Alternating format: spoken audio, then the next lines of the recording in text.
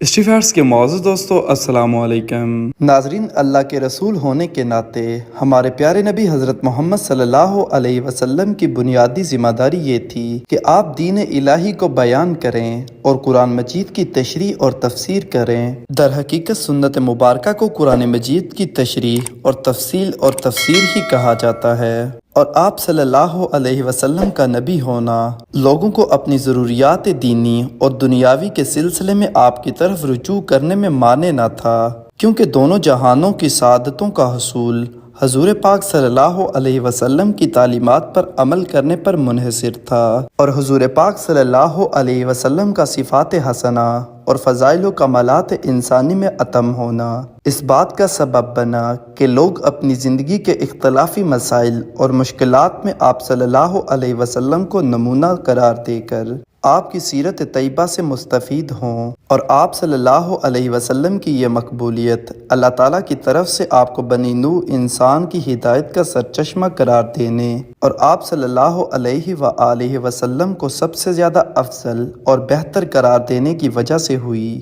کیونکہ اچھے اخلاق اور عمدہ خصائل قیادت کی اعلیٰ خصوصیات میں سے ہیں۔ اچھے اخلاق قیادت اور سیادت کو استحکام بخشتے ہیں۔ اچھے اخلاق کی بدولت اپنے تو اپنے دشمن، باغی اور سرکش لوگ بھی مطیع بن جاتے ہیں۔ با اخلاق قیادت سے مرجھائے ہوئے دلوں میں امید، عزم، حوصلہ اور زندگی کی امنگ پیدا ہو جاتی ہے۔ عمدہ اخلاق کے ذریعے انسان لوگوں کے دلوں پر راج کرتا ہے۔ آپ صلی اللہ علیہ وسلم اخلاق و کردار کے سبب سب سے افضل اور بلند معیار پر فائز تھے۔ آپ صلی اللہ علیہ وسلم نے اپنے اخلاق کریمانہ سے پوری دنیا کو فتح کر لیا۔ ہمارے نبی اچھے اخلاق اور معاشرتی اور انسانی اقدار کے حامل ہونے کے حوالے سے بے مثل تھے، اور آج کی اصطلاح میں اس صفت کو فطری اور موروثی صلاحیت اور استعداد بھی کہا جاتا ہے، جو کسی بھی اقدار اور اخلاق کے قبول کرنے کے لیے ہونا ضروری ہوتی ہے۔ ان صفات کے علاوہ بہت سی دیگر صفات محمودہ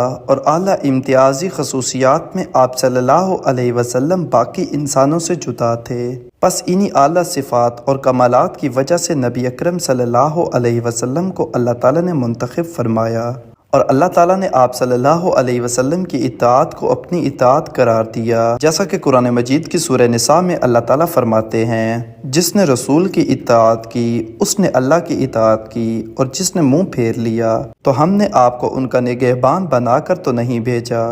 اطاعت خوش دلی کے ساتھ تابعداری کرنے کو کہتے ہیں، نہ کہ کسی کام کو ناگواری اور کراہت کے ساتھ انجام دینے کو۔ لہٰذا اطاعت وہ ہے جو کسی جبر و قہر کے بغیر رسول کی محبت کی وجہ سے انجام دی جائے۔ رسول اللہ صلی اللہ علیہ وسلم سے محبت اس وقت ہوگی جب ان کے سارے فرامین کو اللہ تعالیٰ کی طرف سے مان لیا جائے اور ان پر عمل کیا جائے، تو اس وقت رسول کی اطاعت اللہ کی اطاعت ہے، اور جو بھی کہتے ہیں وہ حکم خدا سے ہی کہتے ہیں، اپنی طرف سے نہیں کہتے، جیسا کہ قرآن مجید میں ارشاد باری تعالیٰ ہے، وہ خواہش سے نہیں بولتا، یہ تو صرف وحی ہوتی ہے جو ان پر نازل کی جاتی ہے۔ چونکہ نبی اکرم صلی اللہ علیہ وسلم اللہ کے آخری نبی ہیں اور تمام گزشتہ انبیاء علیہم السلام کی صفات کے مالک تھے، آپ صلی اللہ علیہ وسلم کی تعلیمات تمام انبیاء کرام علیہم السلام کی تبلیغات و تعلیمات کا ماحصل اور نچوڑ تھی، اور آپ کی لائی ہوئی شریعت قیامت تک کے لیے قائم ہوگی۔ لہٰذا اس شریعت پر عمل پیرا ہونا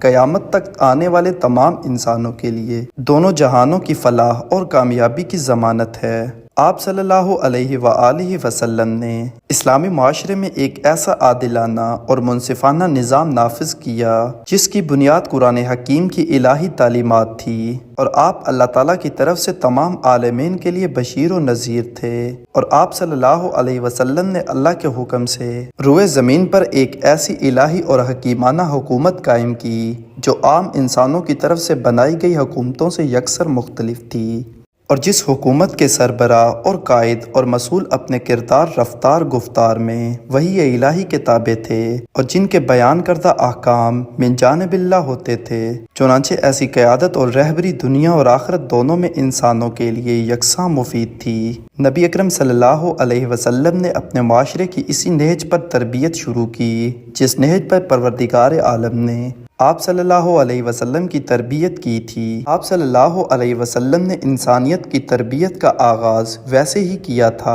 جس طرح آپ صلی اللہ علیہ وسلم کی اللہ تعالیٰ نے خود تربیت کی، اور آپ صلی اللہ علیہ وسلم پر جیسے اللہ تعالیٰ نے اپنا آسمانی علم نازل کیا ویسے ہی انہوں نے انسانوں تک پہنچا دیا۔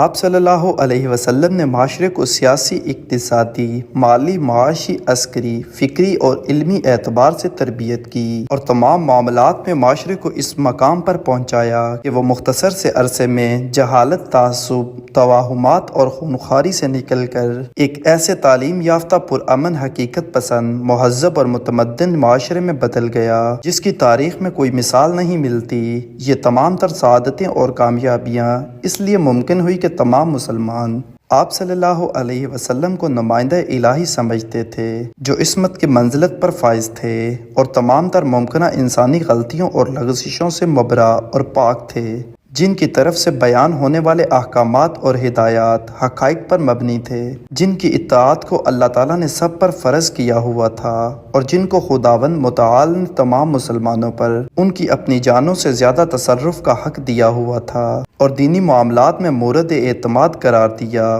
پس کیونکہ آپ صلی اللہ علیہ وسلم دینی مسائل میں مرکز شمار ہوتے تھے، اس لیے دنیاوی امور اور جزیات میں بھی بطریق اولیٰ سب کے لیے مورد اعتماد تھے۔ اللہ تعالیٰ کا آپ علیہ الصلوۃ والسلام کو منتخب کرنا اور انہیں اپنے آخری نمائندے کے طور پر چننا بغیر کسی ملاک و معیار کے نہ تھا، بلکہ یہ اس لیے تھا کہ آپ صلی اللہ علیہ وسلم باقی تمام انسانوں سے حسب و نسب، فہم و فراست، فضیلت و پرہیزگاری، کردار و رفتار اور عملیات کے اعتبار سے جدا اور اعلیٰ مرتبے پر فائز تھے، اور آپ صلی اللہ علیہ وسلم اس لائق تھے کہ ہدایت اور زعامت بشرا کے لیے نمائندہ الہی بن جائیں اور آپ کے ذریعے انسانوں کو مقصد تخلیق کی طرف لے جایا جائے۔ آپ صلی اللہ علیہ وسلم سب سے افضل تھے، تو ایسی افضل شخصیت کے ہوتے ہوئے یہ عقلاً درست نہیں ہے کہ مفضول اور فاضل کو افضل پر اور کامل کو کامل تر پر مقدم کرے، وگرنہ اللہ تعالیٰ کی حجت لوگوں پر مکمل اور تام نہیں ہوگی، خاص طور پر اگر لوگوں کا آپ صلی اللہ علیہ وسلم کو نمائندہ الہی کے طور پر قبول کرنا اس بات کی وضاحت کرتا ہے کہ فضیلت اور اولیت کے اعتبار سے آپ صلی اللہ علیہ وسلم جیسا کوئی نہیں تھا۔ اگر ہمارے پیارے نبی حضرت محمد صلی اللہ علیہ وسلم اللہ کی طرف سے منتخب نہ ہوتے تو عام لوگوں میں تو یہ صلاحیت اور قوت موجود ہی نہیں تھی کہ وہ افضل کو فاضل سے اور اکمل کو کامل سے جدا کریں، کیونکہ اس کے لیے خصوصی صلاحیت درکار ہوتی ہیں، جبکہ تمام صاحبان عقل و فہم کا اس بات پر اتفاق ہے کہ ایسے شخص کو تقدم حاصل ہونا چاہیے جو کمالات اور صفات انسانی کے لحاظ سے دوسروں سے افضل ہو۔ بس یہ بشر کے لیے لطف و کرم الہی تھا کہ نبی مصطفیٰ صلی اللہ علیہ وسلم کو منتخب کیا جو تمام تر فضائل اور کمالات میں باقی تمام سے ممتاز اور جدا تھے۔ اگرچہ ان صفات میں سے بعض رسول اکرم صلی اللہ علیہ وسلم کے علاوہ کسی اور شخص میں بھی ہو سکتی ہیں، اور یہ ضروری نہیں کہ وہ صفات صرف اور صرف آپ صلی اللہ علیہ وسلم کی ذات گرامی میں ہی ہوں، بلکہ یہ بھی ممکن ہے کہ کوئی ایسا شخص ان صلاحیتوں کا حامل اور مالک ہو جو مسلم معاشرے کی اقتصادی، مالی اور سیاسی اور اجتماعی نظام کو چلانے کے لیے ضروری ہیں۔ حتیٰ کہ یہ بھی ممکن ہے کہ کوئی شخص دینی امور کے معاملات میں لوگوں کی رہنمائی بھی کرے، لیکن ان تمام اوصاف کے باوجود وہ اس چیز کی ضمانت نہیں دے سکتا کہ وہ اپنے آپ کو اور باقی لوگوں کو تمام تر غلطیوں، لغزشوں، شخصیت پرستی اور انا پرستی سے بچا سکتا ہے، کیونکہ یہ ضمانت وہی ذات دے سکتی ہے جس کو خدا نے تمام تر غلطیوں، اشتباہات اور لغزشوں سے معصوم بنا کر خلق کیا ہو، اور وہ ذات ہے حضور پاک صلی اللہ علیہ وسلم کی، جن کو اللہ تعالیٰ نے نبی بنا کر عصمت کی منزلت پر فائز کیا تھا، اور اللہ تعالیٰ نے آپ صلی اللہ علیہ وسلم کو ایسی خصوصیات عطا کی تھی کہ جو آپ صلی اللہ علیہ وسلم کو عطا کردہ منصب کی حفاظت کرتی ہیں، اور انہی خصوصیات کی وجہ سے لوگ آپ صلی اللہ علیہ وسلم کی باتوں پر اعتماد کرتے تھے اور ان پر عمل پیرا ہوتے تھے۔